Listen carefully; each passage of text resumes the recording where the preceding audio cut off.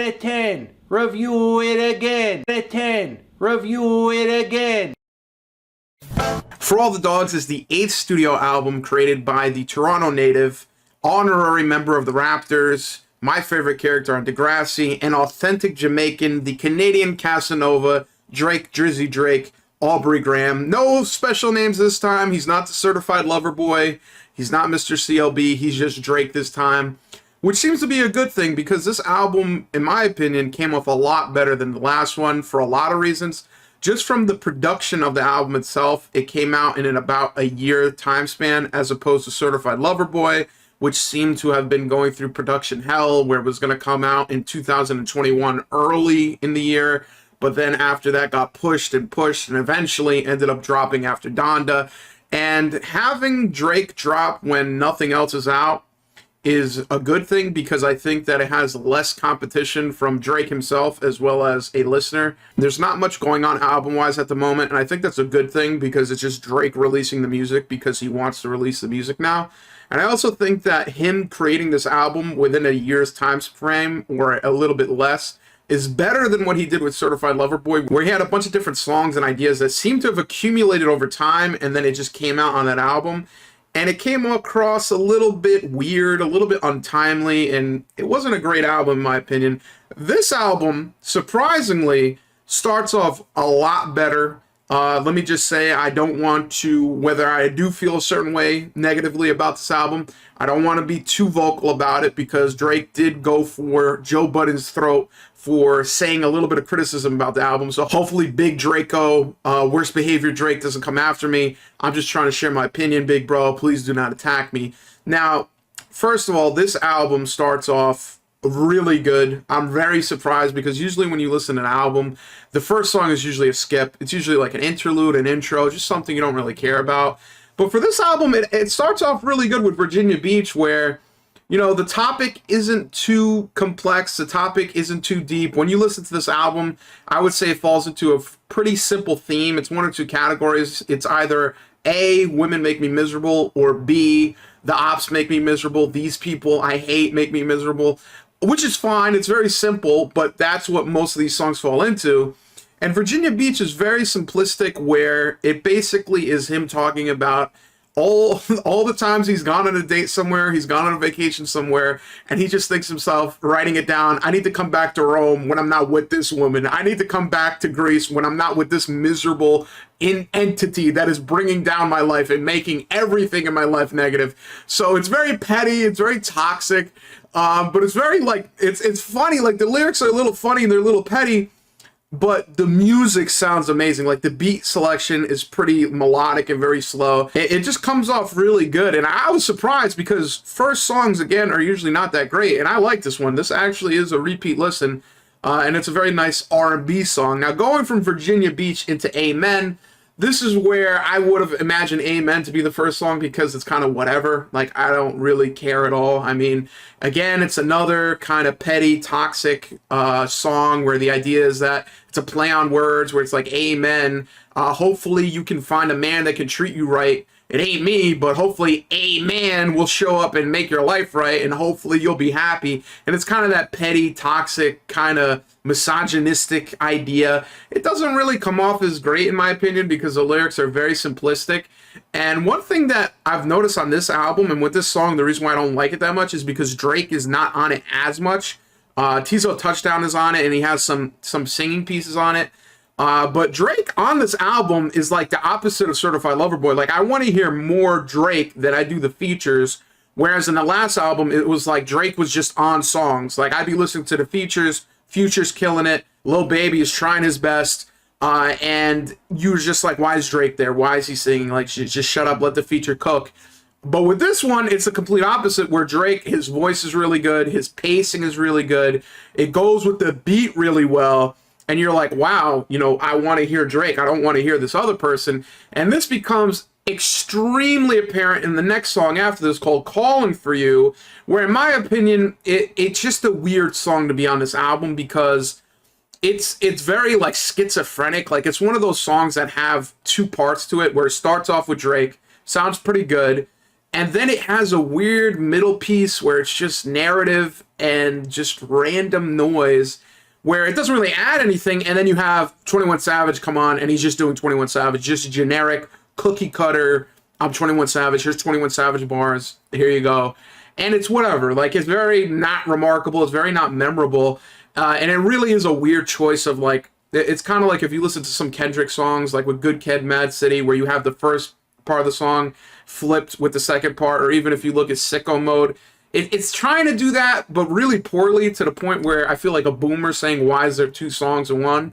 And it just doesn't sound great. Like, again, I would rather have just been Drake or 21 or just a more vanilla feature, but, you know, so far, so meh. It's a whatever song, in my opinion. But then the song after that, Fear of Heights, is going back to this, again, surprise, surprise, toxic trait of basically saying that I'm afraid of success. I'm afraid to be with you. I don't want to be your man. I have that fear of heights. I don't want to go along with you. Hopefully you find your man. Hopefully you're happy, but it ain't gonna be me because I have a fear of heights. And again, this is another song, like, it's very simplistic. The idea of the song is very simple, but I like it. Like, listening to it, there was a lot of times where I was listening to this and I would crack a smile because I could just imagine Drake writing it, and it's just like, it's so petty. It's so, like, it's just so juvenile. Like, it really is. Like, I feel like in one of these bars, he's just going to go up, I don't want to be with you because you're not too cute. You got cuties. And it's like, oh, she got cuties. Disgusting, terrible, nasty.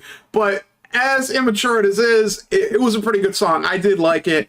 It's not the most memorable song on the album, but I've listened to it and I think it's all right. It's not anything that you'll take much away from, other than to say it's a pretty good record on this album. Now, the album after this, Daylight, was something that I was looking forward to as soon as I heard the introduction, because the introduction started off with Tony Montana, and I'm like, oh, bro, oh, that's it, bro. If you put Scarface in the intro of your song, you're about to go off. It's about to be crazy. And I thought it was, right? I thought this song was going to be crazy. I thought it was going to be Drake rapping, you know, worst behavior Drake, you know, going crazy, Tony Montana. You always want to look for the bad guy. I'm the bad guy. I'm the big boss. You hate me. I need to exist in order for you to have hatred to push towards. But I don't know. I kind of don't like the route he took with this song. First of all, it's very short. It's 2 minutes and 45 seconds. And in the last, like, 45 seconds, it's just a random woman singing. It's kind of okay. Like, I didn't hate it. It kind of reminds me of, like, old Kanye songs where he would randomly have, like, someone singing at the end, where it's kind of enjoyable. But the thing is, Drake starts off rapping, and then in the middle of it, he starts a repetition pattern that is very redundant. It doesn't add much, and it starts to sound like a almost like a Tyler the Creator, like, song, not a rap song, but more like a melodic, like, imagine an R&B song, but he's rapping. Like, he's talking about daylight, my shooter's out in daylight, shooting people in daylight. And then he repeatedly repeats the word daylight, daylight, daylight. And it doesn't, I don't know, it comes off as a weird combination of an R&B style with rap lyrics. It started off good. Like, I heard Tony Montana, I heard the bars come out, and then all of a sudden it turned into, like, a weird R&B synthesis, and I didn't like it personally. I think it's something that is executed well, but I personally just didn't like it. I think it would have been better if Drake just rapped on it as opposed to going down the route he went. But the next song is a super rap song, which is First Person Shooter featuring J. Cole. I was surprised to see J. Cole on this. I don't know.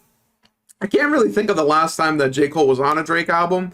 But J. Cole has obviously been really, really good in the past 2-3 years especially. He's now become one of those people that when he's on a feature, you look forward to the song. Like, it doesn't matter who's singing it.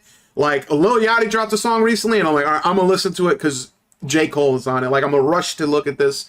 And it actually comes off really good.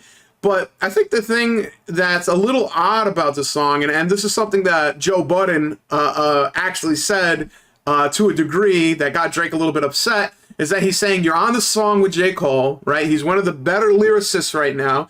Arguably, in the song, J. Cole says, you know, they're talking about me, Drake, and K-Dot saying we the top three, we gonna make our own league. But right now I'm feeling like Muhammad Ali. I'm the one they call when things aren't connecting. I feel like I'm working in IT. And first of all, that's facts. J. Cole, like, has been amazing feature-wise. His last album was amazing. And I know it's a meme at this point, but J. Cole dropped an album with no features and went platinum. And he's one of the few rappers where if it's just him by himself, you enjoy it. And me listening to this album, when I was listening to the song, Drake was rapping in the beginning. You know, he's going, "Oh, this ain't the Super Bowl. This is just a, you know, this is a regular rap song, but it feels like the Super Bowl." And he's just kind of rapping. It's very like forgettable. It's okay, but the whole time I'm like, "All right, Drake, can you move out of the way? Can you let J. Cole get in the kitchen and cook?" And J. Cole killed it. I like J. Cole's verse, but Drake came off as whatever. Like, I didn't really care. Like, he was there. It wasn't terrible, but it was very forgettable. And one thing that Joe Budden said is, like, when you have J. Cole with you, you got to really go in there. You really got to make sure that you drop those bars. You need to be a baraholic. And Drake didn't really do that. He didn't necessarily have to do that. But I was kind of surprised because I haven't heard J. Cole on a Drake song in a minute. And when I heard J. Cole say, I feel like I'm Muhammad Ali, I'm the person people call when things aren't connected anymore, like I'm working IT. I'm like, damn, Drake, did you hear this bar? Did you let him put that in the song? Because in my head, I'm thinking, yo, Drake reached out to J. Cole. Why? I don't necessarily think J. Cole and Drake have the best chemistry. Like, when you think of Future and Drake, they've done so many collaborative projects where it makes sense for them to work together. And by the way, surprisingly, Future's not on this project at all. I was surprised by that. And, you know, J. Cole being there, I think it's because he's hot. He's very good feature-wise. And there's nothing wrong with it. But I think there's a lot of substance behind what J. Cole says, ironically enough, because it just comes off as kind of like an industry feature where it's like, oh, J. Cole's hot, I better have him on my album. And then it just comes off as like, okay, Drake is here, but J. Cole's really killing it. Good song. I honestly don't think it's terrible. It's just the point that it isn't a very good collaborative piece. It's more so Drake doing whatever, and then you're waiting for J. Cole to come on and kind of listen to his feature. Now, after this song is another very industry strong because you have Yeat. Yeat, in my opinion, is a very big guilty pleasure. I'm not going to lie to you. I think he's super cringe. I've seen the interviews. I think as a human being, his IQ is below mine, which is crazy because I'm in single digits. And he has a very guilty pleasure, addictive way of singing. Like with Flawless, with Lil Uzi Vert, I can't lie. I play that on replay just because the way that he speaks and the way the song goes, as repetitive as it is, sounds very good. Now with this song, it's very trying to be that, where it's very Yeat heavy. It is extremely Yeat heavy, right? Drake is on here, but really what's carrying it is Yeat and his bars and his flow. And I didn't really like it. I'm not a Yeat fan, so I can't lie to you and be like, oh, I love Yeat, though. This is great. But it's like Yeat rapping about stuff. Like, I don't want to hear Yeat talk. Like, I want to hear you make noises. You know what I mean? Like, I want you to make, like, Cardi-like noises. Like, I don't know if you're speaking English or not. I just hear the noises and like them. I don't want to hear this dude talk about, like, I don't give a fuck, no one care, blah, blah, blah, blah. Like, trying to, like, actually put bars there. I don't care. This song, skip, in my opinion. It's very... Unless you're a Yeat fan, I'd be very surprised if you actually like that song. So for the songs after the Yeat song, all the songs up until the interlude kind of blend together thematically, lyrically, and even beat-wise to a degree, where it's kind of, again, the same simple idea, where it's basically like, I'm trying to go out, I'm trying to have fun, blue bubbles blowing up my phone, always asking me all these questions, making me miserable. There's a couple of, like, interesting samples and choices where, like, on one of the songs, it just has that old, that's that shit I don't like in the background, which kind of adds a little bit of flair and a little bit more flavor. But honestly, 7969 Santa, Bahamas Promises, almost Tried Our Best kind of blend together. Tried Our Best stands out to me. Lyric-wise, it's kind of similar, but I really like the beginning, the piano intro. The piano kind of reminds me of the old Mr. Rogers intro.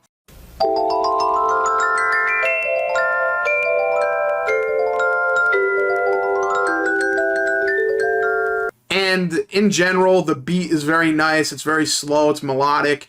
And I liked it. I thought that was really good. That kind of stood out. The others are all right too, but it's kind of forgettable. It's kind of enjoyable.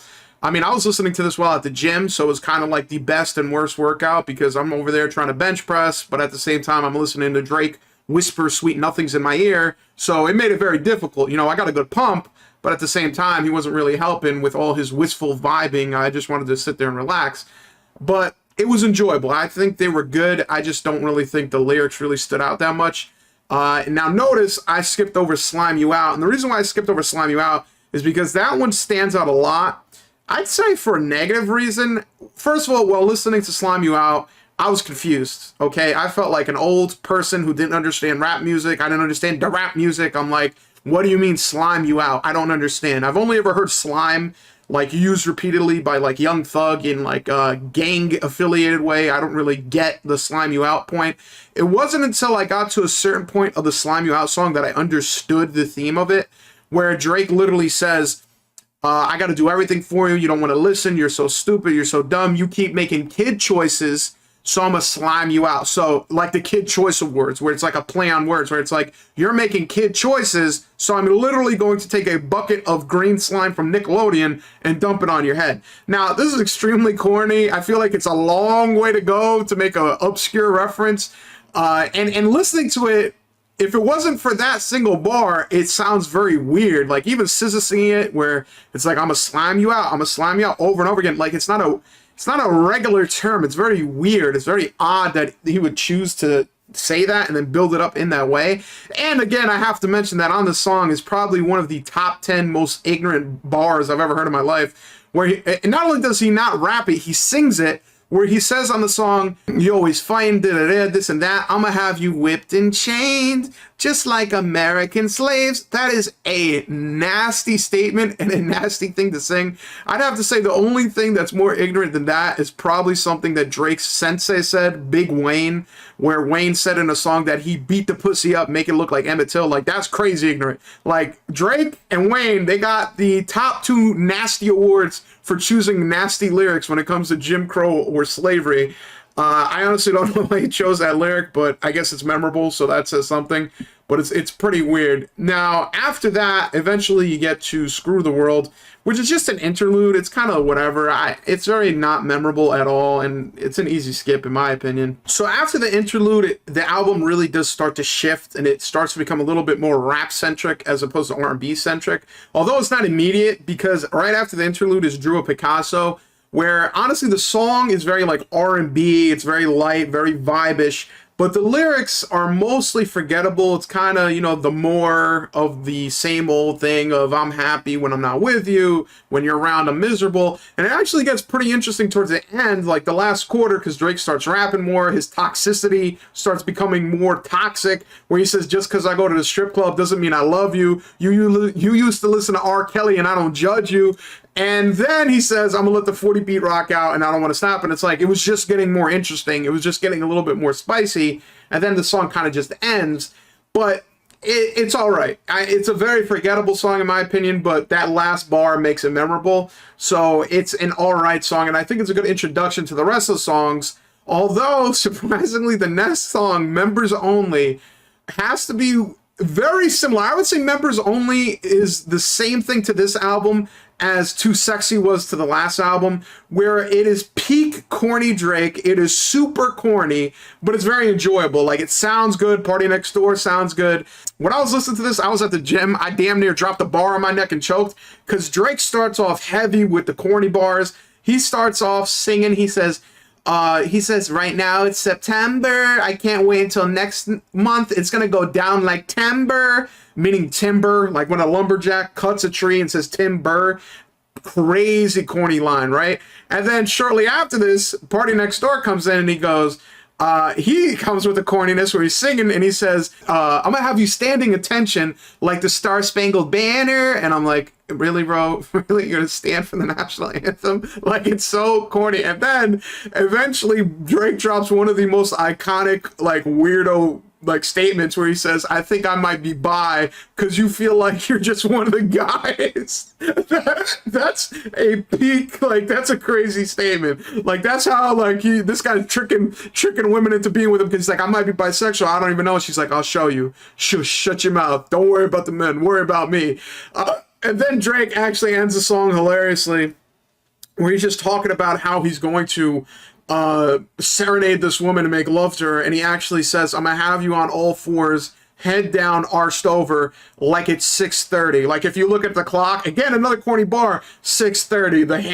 The hand is there and the other is there, where it's on top of each other. It's just, it's giving me hiccups how corny this is, right? But I liked it. Like, I ain't gonna lie to you. I listened to it the first time, thinking it was just stupid. Second time around, I'm like, okay, I appreciate the corniness, Drake. Really, I love it. Now, after this, we get to What Would Pluto Do? Now, this is a pretty good song, but I'll be honest, I'm very disappointed, as well as all the other members of Our Future, because literally, I was looking at What Would Pluto Do on the track list. I'm like, all right, Future's on this. This is going to be a Drake Future bar. This is going to be basically a sequel to Desires. If you have not listened to the Desires with Drake and Future, that is peak toxicity. You think this album is toxic? That song, it should be like locked in a tomb somewhere because the toxicity is too much. So What Would Pluto Do? I'm thinking Future's on this, Drake's on this. They're gonna be rapping. They're gonna be toxic. It's gonna be great. Ends up happening is just Drake, okay? And I think the song is, imagine What Would Jesus Do, except for What Would Pluto Do? Like, literally, it's interchangeable, where Drake is like, what would Pluto do? So, what would Pluto do? I'm gonna love you, then I'm gonna leave you. What would Pluto do? I'm gonna take your money and cash your check. What would Pluto do? I'm gonna take your car, drive around, and come back with it on E. Just basically being a terrible human being and basically justify it by saying, I'm being like Pluto. I feel like it's a missed opportunity, because imagine if the whole song he's talking about like, oh, what would Pluto do? I'll be a bad person. What would Pluto do? I'll be a piece of garbage. And then towards the end, Future came and he's like, I'm Pluto, I'm the guy. I'm basically the embodiment of sickoness. And then he just has a Future bar, which would have been great. But I don't know. I guess Future was busy with his new Metro Boomin project that's dropping in 2028. I don't know 100%. So the next song after this is All the Parties featuring Chief Keef. Honestly, it's a little bit of a weird feature choice, and listening to the song, it's kind of got the same vibe as the 21 Savage feature, where it seems kind of disconnected. It's Drake kind of rapping, saying things, and then going to Chief Keef kind of rapping, saying things, and it's kind of forgettable. It's like weird. I don't even understand the theme of the song. Like, it's weird where it's like saying that the girl he used to like used to be a nerd and studying. Now he's the one on Addy and she's out clubbing. And it's kind of like a weird toxic thing. I don't know. It's kind of like when you listen to Hotline Bling, where it's like, you used to call me on my cell phone and now you're going out late more, etc., etc. It's kind of whatever. I just think Chief Keef on this, like, I like Chief Keef, but on this it sounds very weird. And at the same time, even Drake, like, his choice of flow was a little confusing, especially towards the end, because Chief Keef does what he does, and then Drake comes back in, and he's kind of like talking the rest of the song, and his dialect and the way he's speaking sounds like a Boogie with a hoodie for some reason. I don't really understand why, but the way he's talking is like the same cadence of like, we went from being in the projects to making projects, like that same inflection and tone of voice. It's kind of weird. I don't know. It's kind of like a skip for me. I don't really understand what the point of it is, but it wasn't bad. Now, the song after All the Parties, 8 a.m. in Charlotte, in my opinion, this is the album on the album. Like, this is something that is very, very surprising and really, really enjoyable, because it's like a Drake rap song. Not super hard worst behavior Drake, but a rap song, a rippity rap song. The beat is good. The introduction is good. The bars are good. And, a lot of wordplay. There's a couple pieces on here that I remember where he's talking about, you think you made a Citizen Kane. This guy thinks he's George Orwell. Eventually, there was another bar that I liked where he was talking about, he goes to Chanel, and Chanel's like, what are you doing here? You need more Chanel. So it's very like, very boisterous, kind of like the typical rap song. The only thing I didn't understand on here is that he said Oliver North is in Rome, like he's one of the Toronto boys. And I don't know who Oliver North is. I don't know if he's talking about the Oliver North, like the dude who fell on the sword for Ronald Reagan. I don't know. Maybe Drake is kind of tipping his hat when he's on the Republican tip. I don't really understand it. But 8 a.m. in Charlotte was actually really good. It's kind of like a generic rap song, but in a good way, where it's not any, there's no R&B elements in here. It's rap. There's no hard beat, soft lyrics, soft beat, hard lyrics. It's good beat, good rhymes, good lyricism. And I liked it. It was very enjoyable. And I was surprised, honestly, because, like I said, up until this point, it's been nothing but R&B, sultry, kind of same topics. And then you get to 8 a.m. in Charlotte, and it's kind of like the atypical rap song in a good way. So it definitely stands out on the album. Now, after this, you get to BBL Love, which is it's an interlude, but it's actually, I would say, do not skip it. Because BBL Love could just basically be this generation's 21 Questions by 50 Cent. There's less questions here, but it's basically Drake saying, if I wasn't Drake, would you still be with me? If I was Mark, Henry, John, George, would you still be with me? You at the Drake show acting like you're single, looking up at me like you want to go home with me, but you should go home and be with your man that took you to the show and got you front row seats. I'm like, yo, Drake is spin here. Drake is definitely spin here. So I liked it. I thought it was really good. And that's definitely going to hit home for a lot of the Drake girls that be listening to this that are trying to like dodge their boyfriend that they're at the show with, throwing their bras at Drake. And he's telling you, yo, be faithful, go home, stop being a bad girl and start being a good, wholesome individual in society. So BBL Love is actually pretty funny. And even the name of the song, BBL Love, like BBL saying you have a fake butt, and it's basically saying it's fake love. And then the next song after this is probably the weirdest song. It's the most industry. Like, you look at this song, and without anyone even telling you anything, you know this was an industry move. Bad Bunny. Bad Bunny is huge. He is moving more records than the cartel are moving coke. He is absolutely killing it. And in my opinion, this is one of the worst songs on the album. It is just a random hodgepodge of Drake starting off rapping, talking with a Spanish accent, speaking Spanish. Then he goes into a weird Jamaican accent, and Bad Bunny comes on. In my opinion, I don't like it because the beat is too slow. Bad Bunny is singing too slow. You know, as someone who has a FIFA playlist, one of the things that are good about Spanish music is the beat is like upbeat. It's very like happy. The lyrics, I don't know what they're saying, but I feel good. I'm ready to go out there and score a goal, free kick. But with this, it's like very low lights, very slow. You know, maybe if I knew Spanish, I'd be connecting with what Lil Bunny is saying, or Bad Bunny, Bad Bunny is saying. But I didn't really get it. I didn't really like it. I understand it's an industry move to basically have that, which is fine, but I didn't really like it. Now, the next song, Rich Baby Daddy, starts off really good. The beat sounds good. And I did not know who was featured on the song. Sexy Red is on the song. Absolutely, positively hate this song. Wish it wasn't on the album. It is disgusting. The fact that this whole album is supposed to be misogynistic, toxic, I don't mess with these women. Then you have Sexy Red here where she's like, I'm gonna be, you know, Drake is Batman, I'm Robin. I'm basically gonna be here being Miss Tuxedo, and I'm be like, go ahead, bend it over, dance, show your coochie. And it's like, oh my God, dude.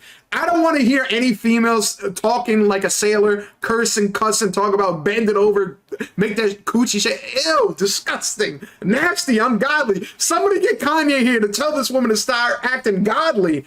Absolutely terrible. In my opinion, I don't like these type of like Nissan Altima songs where you have Sexy Red just talking at you like she's Kesha, where she's, you know, literally it's like you called the Verizon collection agency and the person you're talking to on the phone is Sexy Red talking to you. Like, she's not singing, she's not really rapping, she's just talking. So I didn't like it. I thought Drake could have done without it. Obviously, that's another industry move because she's very big for women.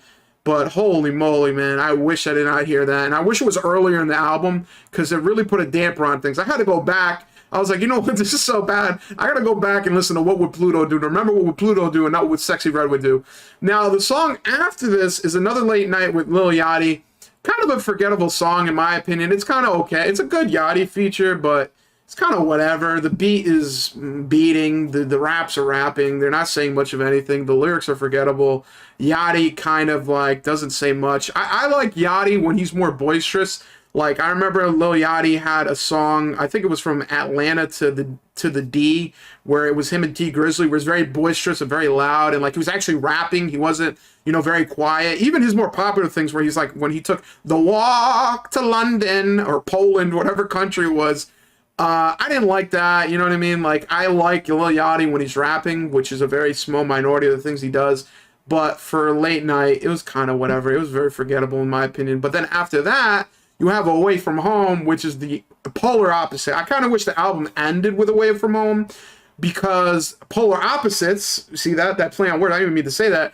Polar Opposites is the final song of this album. Polar Opposites is kind of more of the same. It's like, oh, we on vacation, why you tweaking? You know, like if I basically got $10 for every time Drake said I'm on vacation and you're ruining it on this album, I'd have at least $20. So it's more of the same, you know what I mean? It's you know, you're making me miserable, get away from me, I want to be with the boys, leave me alone. You know, it's kind of forgettable in that sense because it kind of blends with the rest of the album. And the beat and the lyrics are kind of whatever. But with Away From Home, absolutely polar opposite. I wish he ended the album with Away From Home because it's a very nice way to be a braggadocious piece of garbage, but come off as humble. And he even says, I'm trying to be humble. I'm trying not to be crazy. But at the same time, you get on a Michelle Obama playlist, and what does that even mean? Because you're forgotten within the next week. And, you know, just kind of the theme, I like the theme of the song where he says, I remember repeatedly times, where he's like, I remember driving through the tunnel, going to a meeting, seeing if I was going to get a gigantic funnel of money and basically have more cake than I could ever live with. And he was talking about how I met Quincy Jones and said that he liked me. I'm surprised that on here it didn't say I remember meeting Joe Budden and saying that he's one of my idols. Him and Joe are beefing now, but I remember that video. Drake. I know you like Joe on the low. So it was very nice. It was actually a nice rap song to hear. Like it's one of those things where like I feel like rap has gotten way too like trying to be artsy and like, oh, it's so artistic. With Kanye, it's like I synthesized 3,000 vocals and I have an angel singing and I have a teardrop from one of the tears of Jesus Christ himself. I have it saved on the album in the disc, and I have all this artistic flow, or it has all this like about women, money, or if it's like this gang affiliated, kind of ulterior avenue where it's like, I'm so hard, I'm so cool. But like so many rap songs, they're not relatable anymore. Like you listen to it and it's like, I cannot relate to this guy. Like he's literally a Martian. He's just either talking about having so much money or he's talking about having so much fame and so much clout. And it's like, it sounds good sometimes. But with this one, it's like, oh, yo, I've been driving through the tunnel.